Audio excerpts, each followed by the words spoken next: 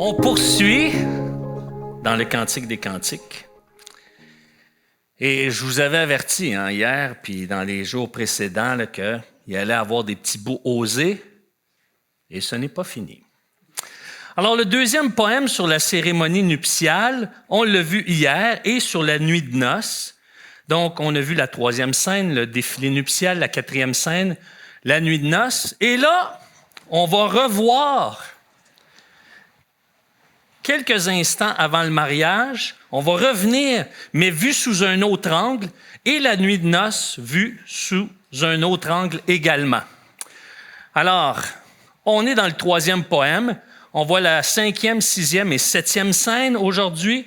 On voit la Sulamite qui se prépare pour le mariage, la fête du mariage, et dans la chambre de la mariée, qui va conclure cette septième scène. Maintenant, je veux faire une mise au point dès le départ. Ce que je vous enseigne, ce que je vous partage, ce sont des pistes qui sont tirées du texte, OK? Et des applications à partir du texte. Maintenant, ce que je ne voudrais pas, c'est que vous vous serviez de la parole de Dieu pour mettre une pression sur votre partenaire. C'est important de pouvoir cheminer ensemble en acceptant qu'on est différent, qu'on comprend les choses d'une manière différente, qu'on n'avance pas au même rythme. Et c'est important de respecter la conscience de l'autre, puis d'aimer davantage notre partenaire que notre désir. Ça, c'est important. Et quand on est conscient de ces éléments-là, à ce moment-là, on peut voir la parole de Dieu, découvrir des choses, en discuter, partager, mais aller ensemble au même rythme, d'accord? Et si c'est le cas, vous êtes tous prêts à entendre ce qui suit. Mais avant, on va prier, on va remettre nos cœurs au Seigneur, d'accord? Seigneur, ce texte, ce livre des Écritures, qui fait partie du canon, qui a été inspiré par le Saint-Esprit, qui nous a été donné pour nous instruire, nous corriger, nous édifier, nous former, eh bien, tu nous l'as donné pour alimenter, pimenter, mais jamais pour mettre de la pression. Et ce que je prie, Seigneur, ce que je te demande, c'est que ça puisse contribuer au bonheur des couples et à faire grandir notre intimité mutuelle, Seigneur. Pour qu'en bout de ligne, tu sois glorifié. En bout de ligne, qu'on puisse te rendre toute la gloire. En bout de ligne, qu'on puisse se réjouir de ce que tu nous as unis et se réjouir parce que ta volonté elle est bonne, agréable et parfaite. Même si dans ton plan, il y a des épreuves, il y a des embûches, il y a des défis, somme toute, ta volonté elle est bonne, agréable et parfaite, comme tu dis dans ta parole. Et c'est dans le nom de Jésus de Nazareth, celui qui est mort et ressuscité, compris. Amen. Cinquième scène, Shulamite se prépare pour le mariage. Eh oui, c'est le moment de la préparation. Chapitre 1, verset 2, OK? Chapitre 1, verset 2. « Qu'il m'embrasse des baisers de sa bouche. Oui, ton amour est meilleur que le vin. Tes parfums ont une odeur agréable. Ton nom même est un parfum qui se diffuse. Voilà pourquoi les jeunes filles t'aiment. Entraîne-moi derrière toi. Courons! Le roi m'a introduite dans ses appartements.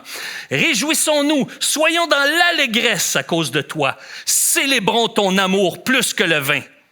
C'est avec raison que l'on t'aime. Je suis noire, mais je suis charmante. Fille de Jérusalem, autant que les tentes de Kédar, que les pavillons de Salomon. Ne prêtez pas attention à mon teint noir, c'est le soleil qui m'a brûlé. Les fils de ma mère se sont irrités contre moi et ils ont fait de moi la gardienne des vignes, mais ma vigne à moi, je ne l'ai pas gardée. Toi que mon cœur aime, révèle-moi où tu conduis ton troupeau, où tu le fais se reposer à midi. Pourquoi en effet serais-je comme une femme voilée près des troupeaux de tes compagnons? Si tu ne le sais pas, toi la plus belle des femmes, sors sur les traces du petit bétail et conduis tes chevreaux près des abris des bergers. Alors, on va s'arrêter là pour l'instant. Il y a deux désirs qu'on voit de la part de Shulamite. C'est d'embrasser son bien-aimé, qui va devenir son mari, et être entraîné derrière lui pour une rencontre intime. Alors, au verset 2, « Qu'il m'embrasse des baisers de sa bouche, oui, ton amour est meilleur que le vin. » Et versets 3 et 4, « Tes parfums ont une odeur agréable. Ton nom même est un parfum qui se diffuse. Voilà pourquoi les jeunes filles t'aiment. Entraîne-moi derrière toi. Courons! Le roi m'a introduite dans ses appartements. Réjouissons-nous et soyons dans l'allégresse à cause de toi. Célébrons ton amour plus que le vin. C'est avec raison que l'on t'aime. » Alors, verset 2, la première partie, elle veut l'embrasser, d'une part parce que le baiser, c'est un prélude sensuel et sexuel, et ça prépare bien ce qui va suivre. Et l'amour de Salomon est meilleur que le vin. Alors, donc, son amour produit une réjouissance. Ça produit un événement, une rencontre, une communion festive qu'elle trouve supérieure à tout moment de bonheur. Et au verset 3, on voit que la senteur de son amour est un parfum qui l'attire.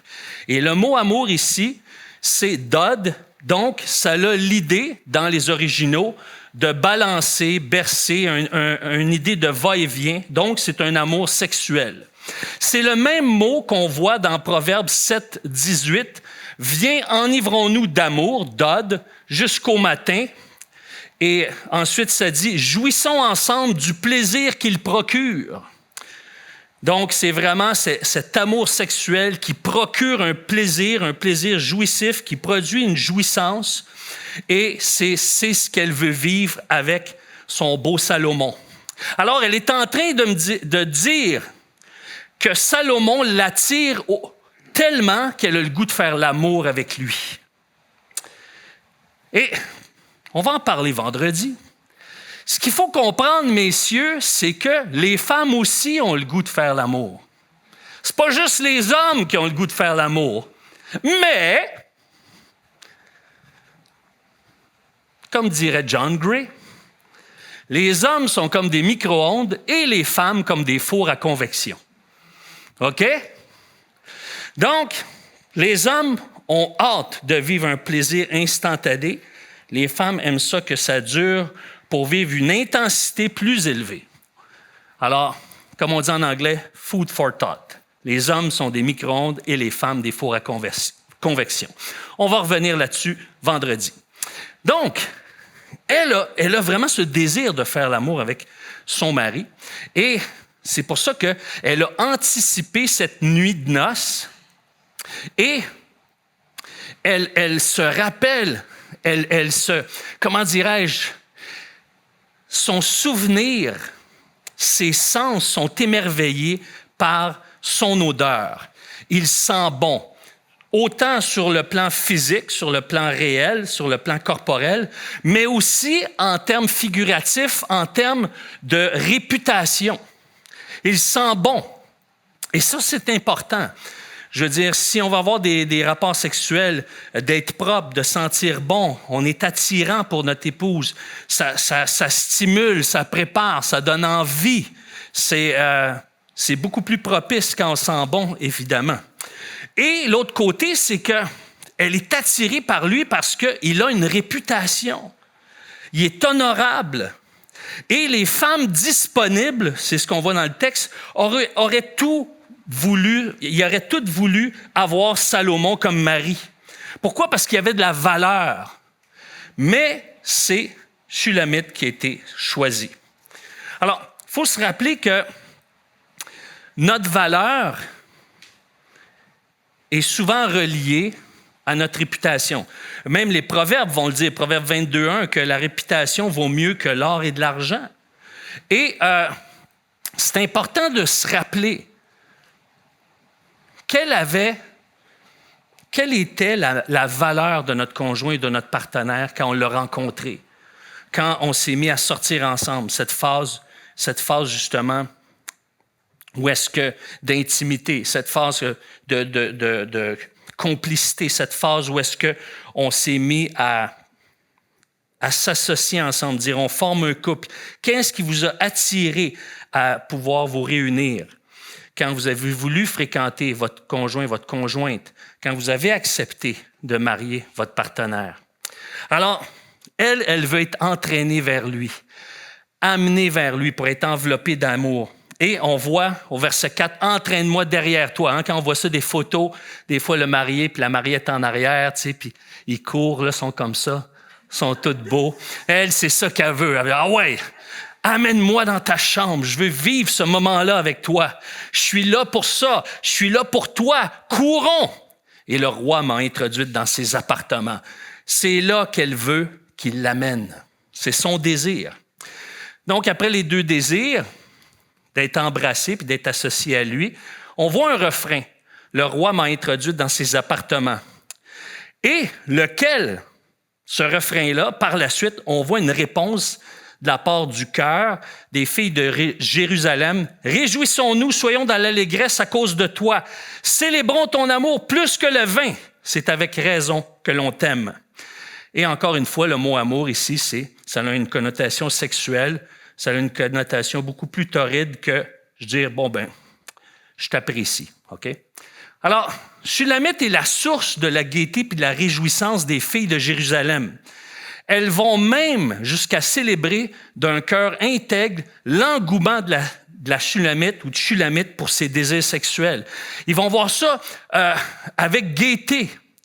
L'équivalent culturel qu'on pourrait, là, comment on pourrait faire un parallèle avec la réalité culturelle québécoise?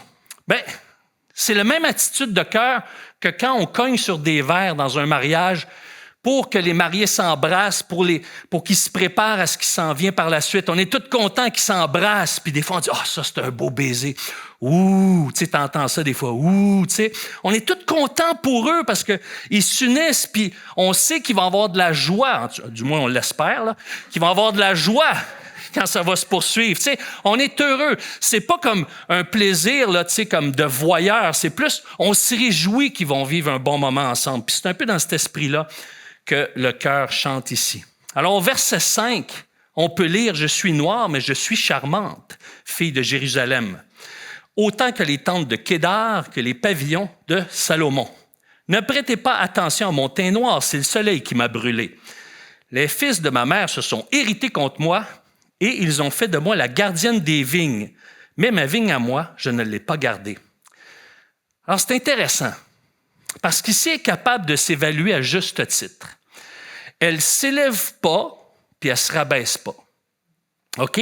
Elle se voit comme elle est une paysante, mais elle est capable de dire « Mais je suis charmante. » Alors, l'application ici, c'est d'être humble, puis c'est d'apprendre à accepter notre faiblesse, puis de juste accepter qui on est, puis d'être fier de qui on est d'une manière humble et raisonnable. Pourquoi?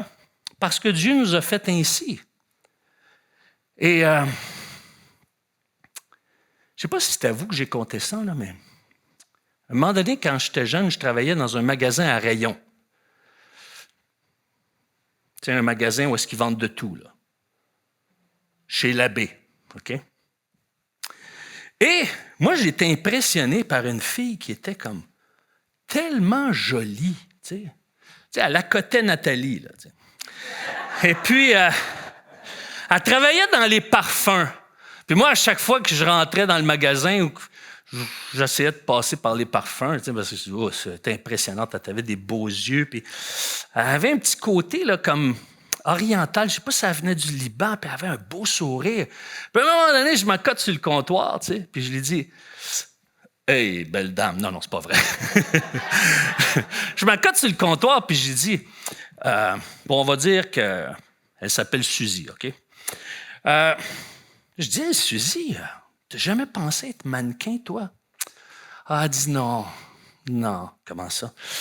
Ben moi, les mannequins, c'est pour les belles femmes. J'étais là. Là, tu me niaises-tu, là? Ben là, tu me niaises, là. Je veux dire, c'est comme... Tu m'impressionnes, là. C'était pas assez, elle n'était pas encore assez belle. Puis je me dis, tabarnouche, ça n'a pas de sens, je veux dire, une belle femme comme ça. Fait que, voyez-vous, le Seigneur veut nous apprendre à dire, oui, OK, Oui, je suis brunie, mais je suis charmante. Alors, tu sais, c'est pas de l'orgueil qu'elle avait. Elle savait reconnaître ce qu'elle est avec ses beaux et ses moins beaux côtés. Donc, elle était brunie par le soleil. Donc, possiblement une peau brunie qui n'était peut-être pas de manière uniforme. Peut-être qu'il y avait des, je sais pas moi, son cou était peut-être plus brun, etc. Mais ça ne l'a pas empêché d'être choisie par celui qui avait caché son identité. Alors, maintenant, si on n'est pas parfaite, qu'est-ce que ça veut dire? Bien, ça veut dire qu'on peut quand même mettre en valeur, vous pouvez quand même mettre en valeur, mesdames, ce qui va faire de vous une femme charmante. Et ça, c'est très important. Donc, elle n'a pas gardé sa vigne, ça veut dire qu'elle a quitté le nid familial. Et donc, elle a fait ce que la parole de Dieu nous dit à un moment donné. L'homme va quitter son père et sa mère, va s'attacher à sa femme et les deux vont faire qu'une seule chair. Alors, c'est pour ça qu'on voit ça dans Matthieu 7, 19. Et là, au verset 7, on voit « Toi que mon cœur aime, révèle-moi où tu conduis ton troupeau, où tu le fais reposer à midi. Pourquoi, en effet, serais-je comme une femme voilée près des troupeaux de tes compagnons? » Alors, ce qu'elle est en train de dire, c'est que Salomon ne lui a pas révélé au début son identité. Où est-ce que tu travailles? C'est quoi tu fais comme métier? C'est ça qu'elle est en train de dire. Comment tu gagnes ta vie? Mais Salomon n'a pas voulu le révéler parce qu'il ne voulait pas que, justement, elle se mette à l'aimer pour le prestige, pour ses avoirs, pour son statut, pour sa notoriété. Et c'est pour ça que sûrement qu'il a caché son identité. Et alors, la question qu'elle pose, pourquoi en effet serais-je comme une femme voilée près des troupeaux de tes compagnons? En d'autres mots, si on regarde l'exemple de Tamar dans Genèse 38, 14 et 15, Genèse 38, 14 et 15, la femme voilée faisait référence à une prostituée. Alors, pourquoi devrais-je te chercher comme une prostituée qui cherche un homme? En d'autres mots, pourquoi je serais en train de te chercher pour ton argent? C'est pas ça que je veux, moi, c'est ton cœur. Et c'est exactement ce qui s'est passé. Elle avait conquis le cœur de Salomon. Alors, les filles de Jérusalem répondent en chœur à cette question au verset 8.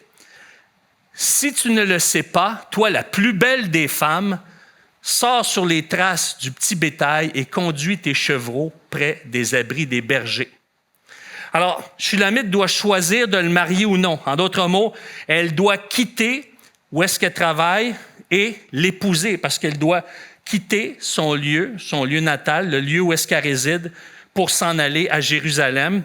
Et donc, quitter sa demeure, ça voulait dire aller habiter avec lui, mais aller habiter ailleurs. Alors, elle était prête de vivre dans un palais avec tout ce que ça implique. Et donc, elle prend conscience de l'engagement. Elle prend conscience de ce que ça va lui coûter. Parce que le mariage, l'union à laquelle Dieu nous appelle, c'est un engagement.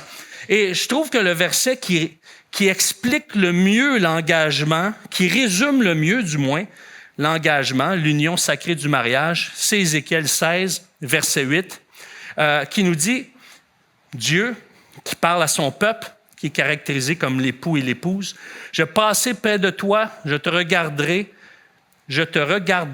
et voici ton temps est là, ton temps, le temps des amours. J'étendis sur toi le pan de ma robe, je couvris ta nudité, je te jurai fidélité, je fis alliance avec toi, dit le Seigneur, l'Éternel, et tu fus à moi. » Donc, il y a cette union qui va jusqu'à l'intimité physique, mais à l'intérieur d'un engagement, une alliance qui est scellée et qui implique la fidélité. Alors, au verset 7, on voit « Toi que mon cœur aime, révèle-moi où tu conduis tes troupeaux. » Et on va au verset 8, « Si tu ne le sais pas, toi la plus belle des femmes, sors sur les traces du petit bétail et conduis tes chevreaux près des abris des bergers. » Alors, ça nous amène à la 6e scène, la fête du mariage. Et là, on se détend. Les amoureux se détendent. Et pendant qu'ils se détendent, peut-être que Ils sont en train de prendre un verre ou manger une bouchée à la table d'honneur ou ils attendent. Puis il n'y avait pas de photo là, en ce temps-là, là, tu sais. Mais ils sont en train de se parler là, à ce moment-là. Puis ils se parlent là, avec des yeux pétillants. Alors, les versets 9 à 14, c'est ce qu'on voit. C'est une jument attelée au char du Pharaon que je te compare, mon ami. Wow! Viens-t'en, ma jument!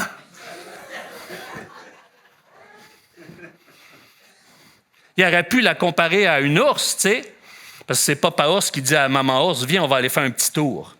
Mais bon, OK. C'est une jument attelée au char du Pharaon que je te compare, mon ami. Tes joues sont charmantes avec des bijoux. Ton cou est charmant avec des colliers. Nous te ferons des bijoux en or avec des points en argent. Tandis que le roi est dans son entourage, mon or diffuse son parfum. Mon bien-aimé est pour moi un bouquet de myrrhe. Il passera la nuit entre mes seins. Mon bien-aimé est pour moi une grappe de henné des vignes d'En-Gedi. On voit ici le romantisme fulgurant de Salomon lorsqu'il compare son épouse à une jument. C'est une jument attelée au char de Pharaon que je te compare, mon ami. Moi, quand je lisais ça, j'imaginais Salomon en train de chanter « Ah ouais, la petite, ah ouais, la petite jument. » Ou bien, mais ce qui serait plus approprié, c'est « Chérie, je t'aime plus que mon cheval. Pour un cow-boy, c'est bien normal. » Alors, mais c'est pas ça qui est arrivé, il ne connaissait pas ce tune-là. Alors, sérieusement, pourquoi il dit ça? Parce que Salomon aimait les chevaux. On voit ça dans 1 Roi 4. Et plusieurs de ces chevaux, on voit ça dans 1 Roi 10, venaient d'Égypte. Et il est en train de dire, je te compare à ce qu'il y a de plus précieux pour moi. Tu es tellement précieuse. Tu as de la valeur. C'est toi que je veux. Et il va l'appeler sa compagne. Il est en train de lui expliquer puis de lui exprimer sa profonde amitié. C'est pas juste une relation où est-ce que, on a le goût de faire l'amour puis c'est basé juste sur l'aspect physique, comme on l'a vu, l'attirance intellectuelle, l'attirance émotionnelle, l'attirance spirituelle est aussi important. Et il est en train de lui dire ça. Tu es ma compagne, tu es celle avec qui je veux développer cette intimité. Maintenant, qu'est-ce qu'on peut comprendre au travers de tout ça? Parce qu'il y a un danger, là. Salomon, il compare sa femme à ce qu'il y a de plus précieux, les chevaux. Pour lui, monter des chevaux, d'avoir beaucoup de chevaux à son actif, ça lui donnait de la valeur, de la notoriété, tout ça. Et c'est important de voir à ce que nos activités ne prennent pas le dessus sur notre relation. Et plus on va investir dans notre relation, plus notre relation va prendre de la valeur. Parce que plus on investit, plus ça a de la valeur. Demandez ça à Éric Meunier, il va vous expliquer ça. Alors, mais il ne faut pas oublier aussi, mesdames, que la Bible nous dit que le trésor d'un homme, c'est son activité. Il va souvent y avoir une tension dans sa disponibilité entre son activité qui lui donne de l'élan, qui lui donne une raison de s'investir pour aller chercher justement des revenus pour faire vivre sa famille, et il trouve un plaisir à le faire et lui donner ou vous donner son cœur. Et ce qu'il faut comprendre, c'est que les hommes sont comme des élastiques. Plus ils s'éloignent, plus il a hâte de revenir. Moins vous le laissez s'éloigner, moins il va avoir hâte de revenir. Il est comme un élastique. Maintenant, ça se développe, ça, de le laisser s'étirer. Et c'est important que vous, messieurs, si vous voulez avoir plus d'élastique, de maintenir la confiance, et elle doit sentir chez vous le désir. Et surtout de la rassurer, pas seulement en parole, mais en action et en vérité. Alors, il l'appelle son ami, sa compagne, Dans la Bible, on le voit dans le psaume 55, 13, et on le voit dans plusieurs autres passages que, comme Dieu révèle ses secrets à ses amis, quand, dans la Bible, parce que nous, on peut appeler tout le monde son ami. Tu sais, tu peux, je sais pas moi, le caissier chez Jean Coutu, ça peut être ton ami parce que tu y parles tous les jours. Puis, comment ça va? Hey, c'est mon ami et je le vois tous les jours. Tu sais, moi, j'entends des gens, des fois, ils me parlent de leur ami, puis c'est comme s'ils en ont 95 amis. Tu sais, je me dis, wow! Ben, ça, c'est possible. Mais, ce que la Bible dit sur l'amitié, ce que la Bible dit, un ami, c'est quoi? C'est quelqu'un à qui on confie ses secrets. C'est ça, un ami, selon la Bible. Donc, est-ce que vous confiez vos secrets à 95 personnes? Ça se peut, c'est possible. Mais, il reste que néanmoins, pourquoi je dis ça? C'est ce que Dieu veut, qu'on développe cette intimité, cette proximité de cœur, au point qu'on développe cette confiance, cette sécurité qui va nous amener à se confier et pas juste ce qui nous fait mal, mais de plus en plus ce qui est le moins beau en nous. Et c'est pour ça que l'Évangile, c'est pour ça que lundi, j'ai mis l'accent sur l'Évangile, parce que si l'Évangile n'est pas au centre, cette proximité, cette intimité de cœur n'arrivera jamais. Ou, du moins, elle peut arriver, mais pas d'une manière aussi riche que lorsque l'Évangile est au centre de nos vies. Alors, il lui indique qu'elle sera sa confidente, qu'il va être lié avec elle émotionnellement, relationnellement. Et il va arriver au verset 10, ce qui suit. « Tes joues sont charmantes avec des bijoux, ton cou est charmant avec des colliers. Nous te ferons des bijoux en or avec des points en argent. » Sûrement que lorsqu'il dit ça, il devait lui toucher les joues, parce qu'il dit qu'elles sont charmantes. Il devait la regarder dans les yeux avec un regard langoureux et peut-être un petit sourire sensuel. Et là, au verset 10 et 11, il compare la beauté de Shulamite à l'ornement des coursiers. Donc, il dit justement qu'à ses yeux, elle a de la splendeur et que justement, il faut tout lui donner pour qu'on puisse voir que c'est une femme de splendeur, par des bijoux, par des colliers. Et on voit ici l'importance des mots doux, et ces mots doux-là éveillent le désir. Et ce qu'il faut comprendre, c'est que, règle générale, ce n'est pas toujours vrai à 100%, les hommes, règle générale, sont plus visuels et les femmes sont plus auditives en ce qui concerne justement ce rendez-vous amoureux, ce rendez-vous sensuel. Alors, au verset 12 à 14, on voit la réplique de Shulamite qui va nous dire « Tandis que le roi est dans son entourage, mon art diffuse son parfum.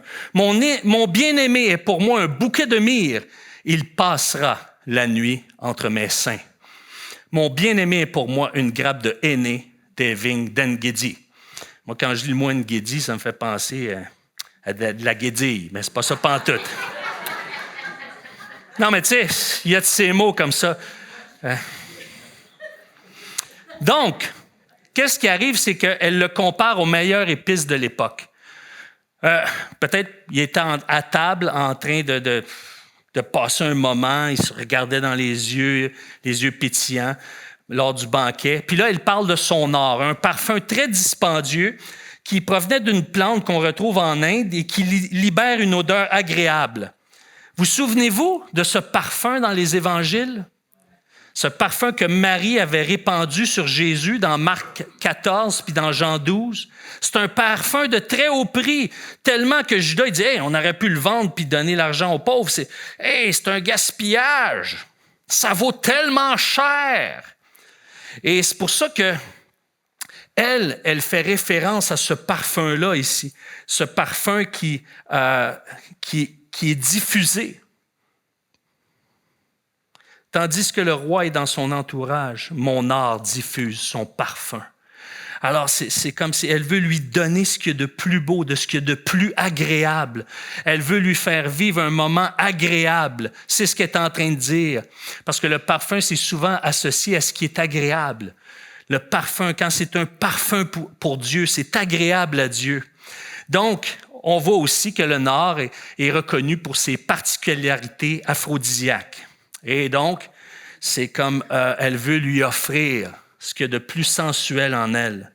Le verset 13 fait référence à une coutume de l'Antiquité. À l'époque, certaines femmes portaient à leur cou un petit bouquet de fleurs qui dégageait de l'odeur, attachaient une petite chaînette pour leur permettre de masquer certaines odeurs corporelles, parce qu'il n'y avait pas tout accès à la qualité d'hygiène qu'on a aujourd'hui, hein, dans cette époque-là. Tu sais. Je veux dire, il n'y avait même pas de toilettes comme on a aujourd'hui, là, avec tout l'équipement que ça requiert. Donc, on voit, par contre, dans le Proverbe 7,17, que la myrrhe est un parfum qui est lié à la passion sexuelle. Donc, tous les petits symboles ont une connotation, c'est lié à cette dimension-là. Et donc, elle veut le coller sur elle pour qu'il puisse vivre un bon moment, qu'il puisse passer de bons moments. À quel endroit? Entre ses seins. En d'autres mots, elle a hâte de vivre de bons moments à cet endroit-là parce qu'elle l'appelle son bien-aimé. Dans l'original, c'est celui que j'aime érotiquement. Si on le traduit de manière polie, parce qu'il y a des façons un peu plus crues de le traduire, je n'irai pas là, mais t'es mon coquin d'amour, c'est ça que ça veut dire. Alors, et elle lui fait savoir, elle lui dit, elle lui exprime, et pour les hommes, de se faire dire des mots comme ça, là, des mots là, qui éveillent là, le mal en nous. Il y a bien des hommes qui aiment ça, et du moins Salomon, je pense que pour Salomon, ça rentrait au poste. Alors, au verset 14, elle lui dit qu'elle l'envoûte comme l'odeur de l'aîné, l'importance de sentir bon, et parce que c'est attirant quand on sent bon. Et aussi, puisque le parfum, ça symbolise justement d'être agréable, mais c'est difficile d'avoir une relation avec son conjoint pour une femme si pendant la journée, il n'a pas été disponible, il a été bête, il ne répondait pas, il fait semblant qu'il n'entend pas, puis il ne veut pas l'écouter, puis il l'interrompt tout le temps, puis il essaye de la raisonner par des arguments rationnels. C'est sûr qu'elle ne trouvera pas ça agréable, puis ça ne tentera pas ce soir, il va y flatter le dos, puis elle va se tourner et dire « J'ai mal à la tête ». C'est ça qu'elle va dire. Alors, donc, c'est important de prendre soin. Et c'est pour ça que la 7e scène, on peut-tu partir la climatiser parce qu'il va faire chaud ici, là? Elle vient de partir. Merci Seigneur, tu as le sens du timing. OK.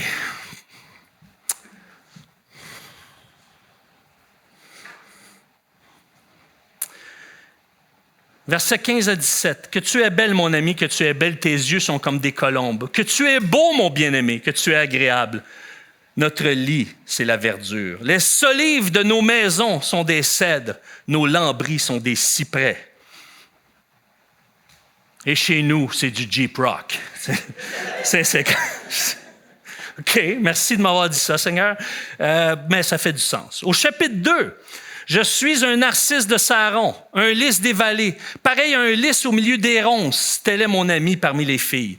Pareil à un pommier au milieu des arbres de la forêt, tel est mon bien-aimé parmi les jeunes hommes. J'aime m'asseoir à son ombre et son fruit est doux à mon goût. » Ou dans d'autres traductions, à mon palais. Il m'a fait entrer dans la maison du vin et l'étendard qu'il déploie au-dessus de moi, c'est l'amour. Soutenez-moi avec des gâteaux au raisin. Fortifiez-moi avec des pommes, car je suis malade d'amour. Que sa main gauche soutienne ma tête et que sa main droite m'enlace.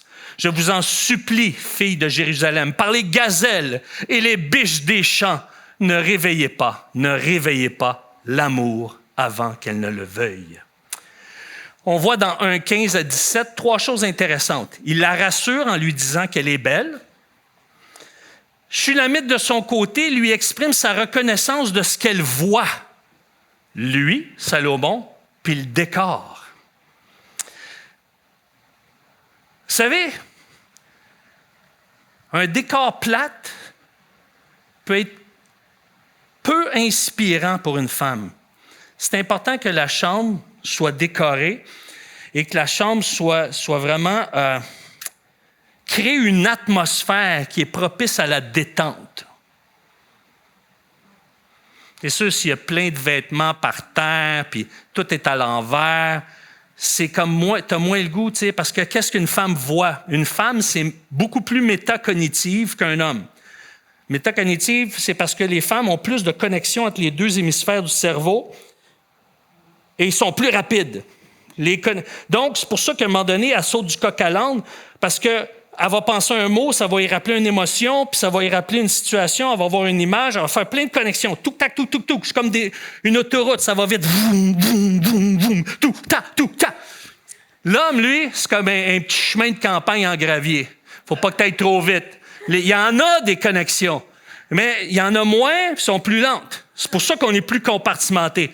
Attends une minute, là. Là, tu es dans le mode émotionnel. OK, ah, OK, c'est bon. Ah, OK, là, tu essaies de me faire réfléchir sur quelque chose. OK. On est moins vite là-dessus, tu sais. Tu sais, les filles, vous parlez entre vous, tu sais. Ah oui. Ah ben oui, mais moi, ça me fait penser à ça. Ah, t'es pas sérieuse. Et puis, savais-tu ça? Qu'est-ce qu'on disait? Oui, on disait ça. Ben oui, on revient là-dessus. Puis, ils se suivent, ils se comprennent. Moi, j'étais là. Ah! Des fois, je dis à ma femme, t'as-tu changé de sujet? Ben oui. OK, je suis capable de suivre que tu as changé de sujet, mais tu me l'as pas dit. Ben voyons donc. C'est évident.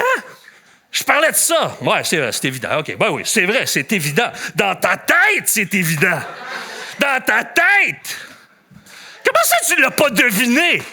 Ben voyons donc. Je suis un homme. Ah oui, c'est vrai. Ah, ouf. Ah, que voulez-vous? Mais ça a l'air, ça, c'est plus vrai en Ontario, moins au Québec. Il y a des sceptiques dans la salle. Hein? OK. Le décor de notre chambre doit inspirer la quiétude, la détente et nous inviter à se retrouver sexuellement. Ici, dans le texte, le décor a été fait de matériaux qui proviennent de la terre natale de la Shulamite. Donc, c'est important, messieurs, que la chambre à coucher correspond au goût de madame. Parce que plus qu'il correspond au goût de madame, plus qu'elle va avoir le goût.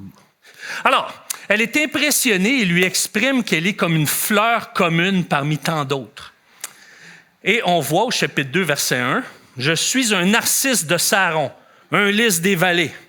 Pareil à un lys au milieu des ronces, tel est mon ami parmi les filles. » Alors, il la rassure et l'élève. Il ne nie pas qu'elle est une parmi tant d'autres. Il n'est pas en train de dire « ben non, c'est pas vrai ». Il est authentique, il est sincère. Mais il lui fait savoir qu'elle lui plaît, puis que justement, c'est elle qui a découvert et qui a choisi.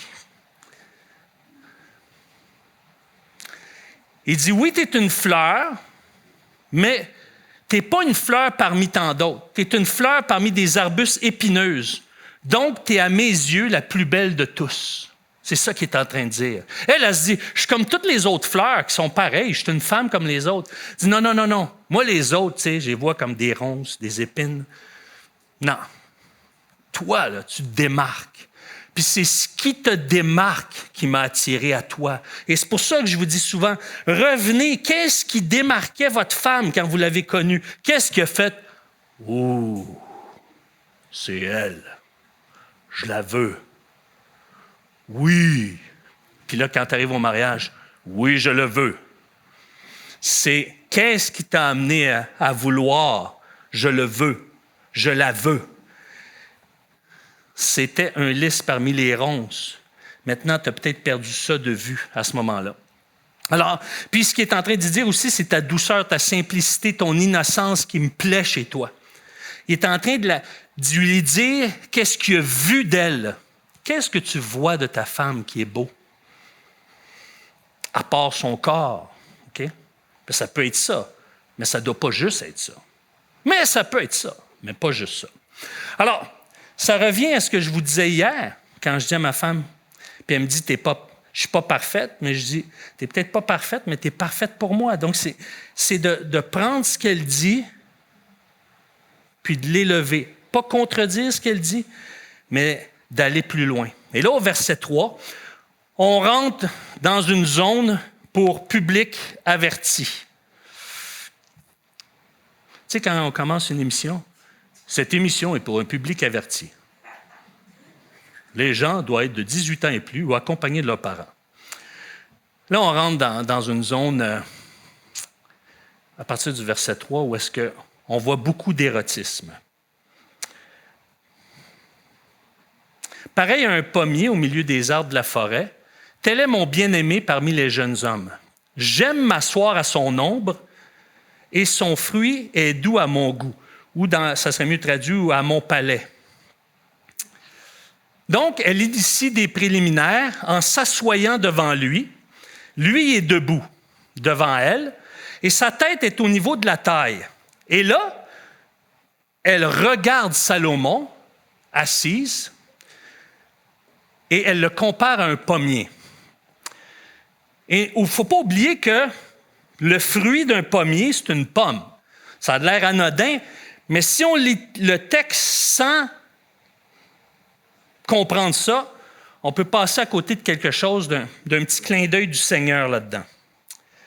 Cette pomme se trouve au bout de la branche. Alors, elle est assise devant lui, son visage est donc à la hauteur de la taille, et elle s'approche de lui pour que ce qui est au bout de la branche puisse frotter son palais. Alors, maintenant, c'est une image érotique, et ce n'est pas parce qu'il y a cette scène érotique-là dans le texte qu'on est obligé de vivre cette expérience-là qui nous est présentée. OK? On ne peut pas se servir de ce texte-là, par exemple, pour forcer notre partenaire à agir de la même façon. Alors, maintenant, ce qu'on voit, c'est que ce n'est pas Salomon qui l'a poussé à s'asseoir devant lui. C'est elle qui l'a fait volontairement. Et on voit à ce stade-ci qu'il y a beaucoup d'intensité sensuelle, érotique dans la scène. Et c'est pour ça qu'au verset 4 et 5, c'est dit « Il m'a fait entrer dans la maison du vin, et l'étendard qu'il déploie au-dessus de moi, c'est l'amour. Soutenez-moi avec des gâteaux au raisin, fortifiez-moi avec des pommes, car je suis malade d'amour. » Au verset 5, elle exprime qu'elle se sent bien, qu'elle vit un moment savoureux, qu'elle est malade d'amour. En d'autres mots, elle veut mordre dans l'excitation.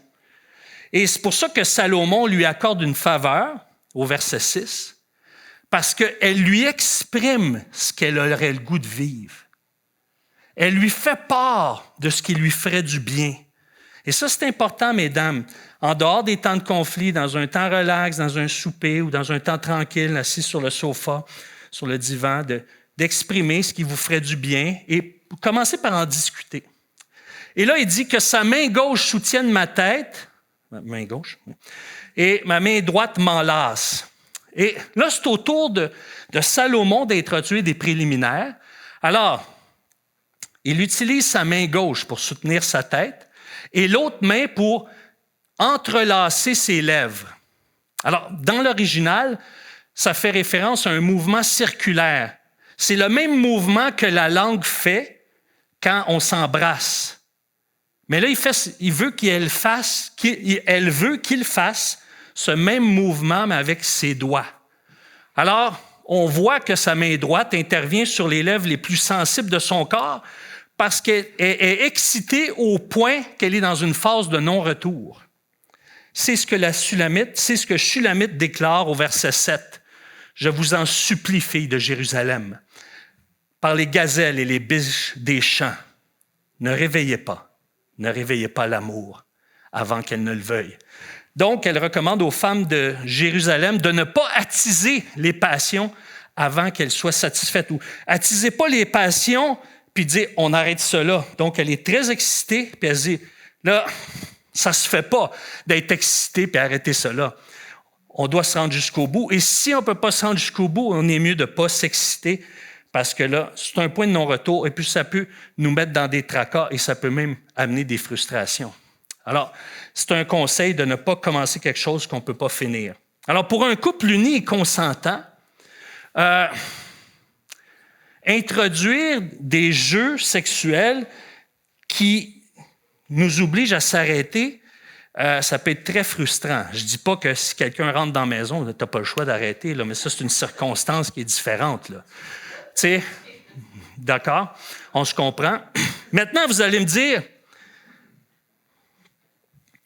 ouais, mais Éric, c'est beau ce que tu dis, là. C'est le fun pour la première nuit de noces, là. C'est tout nouveau, tout beau. Mais comment on peut rallumer la flamme après 10, 20, 30, 40 ans, 50 ans de mariage? Mais rappelez-vous que la première partie de ce livre-là, du chapitre 1, verset 2 à 5.1, c'est les fréquentations, puis on parle du mariage, ce qui se passe un peu avant le mariage, la cérémonie du mariage, puis ce qui se passe dans la chambre à coucher, la nuit de noces. Mais demain, vendredi, on va couvrir la deuxième partie. On va parler des ajustements sexuels dans le mariage, 5.2 à 8.14. Alors, moi, ce que je vous invite à faire, ce n'est pas une obligation, c'est une suggestion, OK? C'est de prendre un temps de prière ensemble pour prier ensemble de votre intimité sexuelle. De juste le remettre au Seigneur. Seigneur, on veut te remettre notre intimité. Puisses-tu parler à nos cœurs? Peux-tu ouvrir des discussions qui vont être calmes, qui vont être tranquilles, puis qu'on puisse tranquillement... Peux-tu nous donner la sagesse de l'aborder? Parce qu'il n'y a pas d'intimité sexuelle, romantique, sensuelle, érotique dans le couple, marié, uni, engagé pour la vie, fidèle, sans intimité spirituelle, sans intimité relationnelle, sans intimité émotionnelle. Parce que c'est à travers la connexion de l'âme et du cœur, au travers des principes bibliques qu'on connecte ensemble dans la volonté de Dieu pour qu'on puisse cheminer ensemble dans cette intimité-là. Alors, mon conseil, c'est de ne pas attendre à ce soir, parce qu'on va avoir un petit souper tranquille dans notre cabine pour en discuter. Moi, mon conseil, c'est que vous en parlez ce matin ou cet après-midi pour que ce soir, la poussière retombe, puis là, que ce soit un moment comme on a réglé des petites choses, on a discuté, on a prié, ça va bien. Si ça a été un petit peu plus tendu, on a cherché à se comprendre, on s'est expliqué, on a clarifié, on a démêlé. Et là, ce soir, c'est un souper beaucoup plus détendu. Ça, c'est ma suggestion. Alors, ce n'est pas une obligation, c'est une suggestion. Parce que il y a 4 choses. Bien, le premier, c'est une femme ne change jamais d'idée.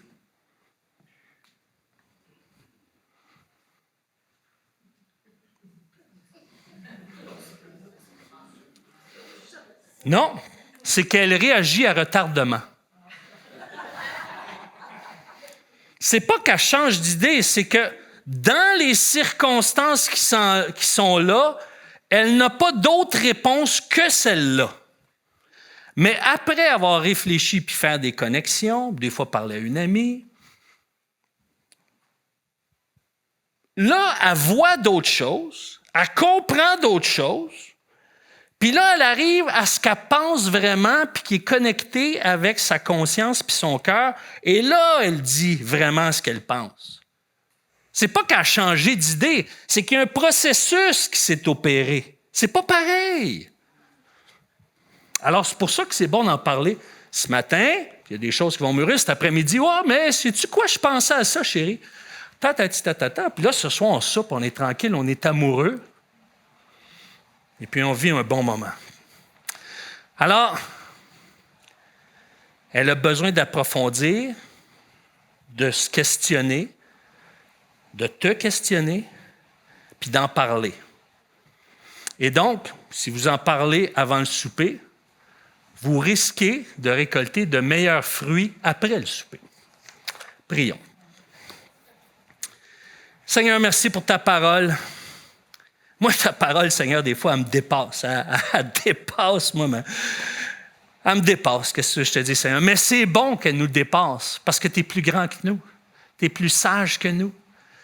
Tu es merveilleux, Seigneur. Et plus je lis le Cantique des Cantiques, plus tu m'amènes à voir en profondeur le sens des textes, plus je suis émerveillé, puis plus je vois que ce que tu veux, c'est qu'on ait du plaisir ensemble, qu'on s'amuse ensemble, qu'on chemine ensemble. Mais on ne peut pas s'amuser pleinement si on ne chemine pas ensemble parce que c'est une intimité. On s'attache l'un à l'autre. On fait équipe ensemble.